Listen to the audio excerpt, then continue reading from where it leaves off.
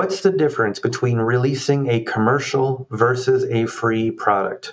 Many products that are free are also commercial. I was talking to a group of software developers recently, and we talked about Flappy Bird.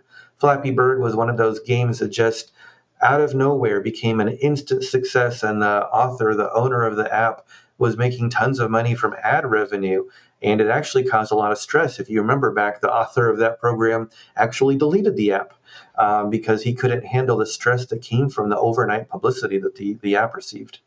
But was that a free product or was that a commercial product? Well, I would say that was a commercial product. And so what is a free product? Well, a free product is oftentimes something that has no strings attached. And so we often see this in open source communities. Open source contributors oftentimes have a deep altruistic role, where as a software developer or a photographer or an artist or a music composer, they've created something and they want to share it with the world. And so they will oftentimes create a license, or they will use like a Creative Commons license to share their creation with the world for free. And oftentimes they simply ask for attribution. And it is actually possible to release something without even requiring attribution. In the US, we have something called public domain. In other countries, they don't have that. And so instead, there is a license called CC0 that lets you essentially give up your right to any future versions of that product. But that's not what this question says. This says, what's the difference between releasing a commercial versus a free product?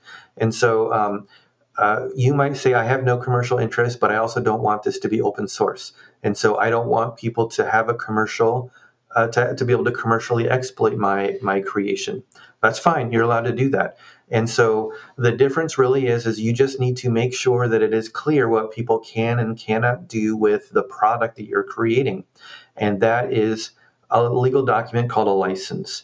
And again, if you want to have something open source, then look at the Apache or FreeBSD license, or maybe the GPL or the GNU public license.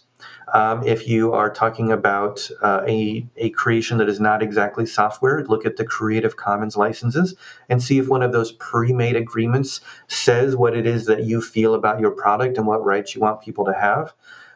You might say none of those work. I want this to be free for non-commercial use. There is a Creative Commons license called the NC, that's November Charlie, the NC license, which is free for non-commercial use. You can do that too. But even if you have a commercial product, you're probably going to have a license that says, here's what you can and cannot do with my product. There's really no difference in the releasing part, only in the wording of the license and what permissions you're granting.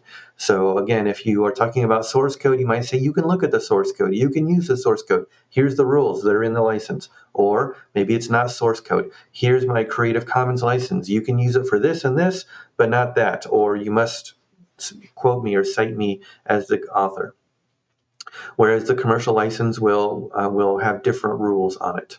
Talk to a lawyer about your specific case so that you can come up with a license scheme that works best for your organization. Hit the subscribe or follow button so that you get notified. We do this every 2 weeks on Friday. The end.